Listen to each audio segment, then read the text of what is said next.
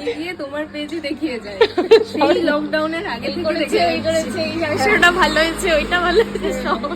আমার কাছে আমার সব ক্লায়েন্টরাই খুব স্পেশাল হয়, কিন্তু তার মধ্যে থেকে যে মানুষগুলো আমাকে আমার জার্নির ফার্স্ট ডে থেকে সাপোর্ট করে যাচ্ছে, আমাকে তাদের স্পেশাল ডের জন্য বুক করে, তাদের জন্য আমার ফিলিংসটা একটু আলাদাই হয় আর একটা আলাদাই গ্র্যাটিটিউডনেস তাদের জন্য ফিল হয়। সেরকমই ছিল স্নেহার ক্ষেত্রে।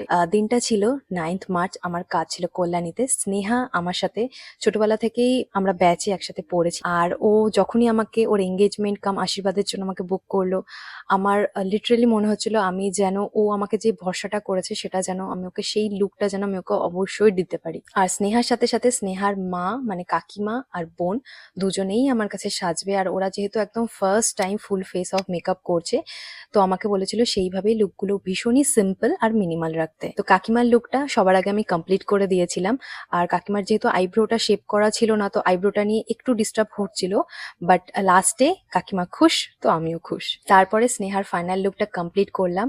আর স্নেহা লিটারালি একবারও মিরর অবধি দেখেনি। ও আমাকে এতটাই ব্লাইন্ডলি ট্রাস্ট করে যে ও খুব ভালো করে জানে যে ও যেটা চাই সেটা আমি ওকে ডেলিভার করতে পারবো। এই ট্রাস্টটা লিটারালি অনেক বড় ব্যাপার আমাদের মেকআপ আর্টিস্টের কাছে। এরপরে বাকি থাকলো বোনের মেকওভারটা।